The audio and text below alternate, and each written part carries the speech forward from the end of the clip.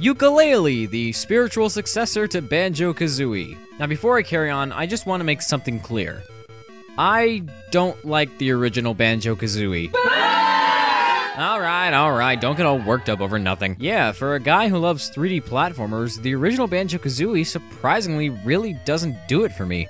I didn't like the characters, the story was just dumb, and it didn't really seem very interesting to me. So with that said, you're probably wondering why I decided to make a video about Yooka-Laylee. Well, that's because I honestly think we're gonna get a much better game here. From what I understand, the game is being developed by a company called Playtonic Games, which mostly consists of former Rare developers. A lot of them, of course, being involved with Banjo-Kazooie, as well as Donkey Kong 64, and best of all, Conker's Bad Fur Day.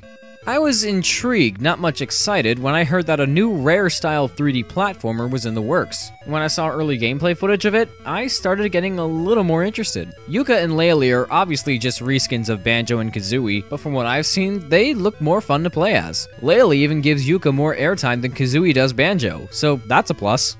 Also, for an early prototype that took 3 months to make, this game looks beautiful. Banjo's graphics on the N64 were okay, but the colors were a bit too dull for my tastes. And while Yooka-Laylee's early footage mostly just gives us a lot of blues and greens and browns, the added cartoony nature makes it more appealing to the eye, though I don't know what to say about the character designs. They're alright, but Yooka and Laylee look more like something out of a direct-to-DVD movie. Maybe they'll get better as development continues, and it's gonna keep going. The Kickstarter raised more than enough money in less than an hour.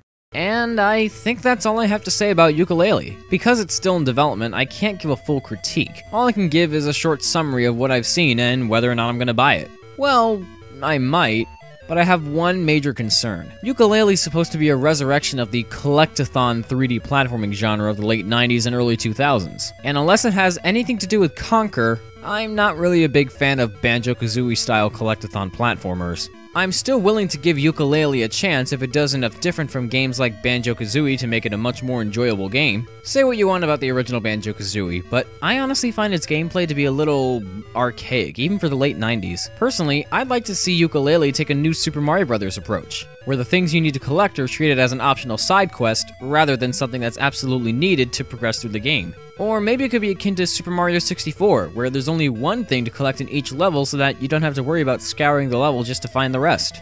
A lot of hardcore Banjo-Kazooie fans won't agree with my ideas, I'm sure, but when I eventually do buy this game, I want to be able to feel like I paid my money's worth rather than be disappointed with the end result if it is just another Banjo. Whatever, I'm still gonna buy it. It's the closest thing we have to a new Rare game so far. And hey, at least ShadyVox is gonna be in it, so yay.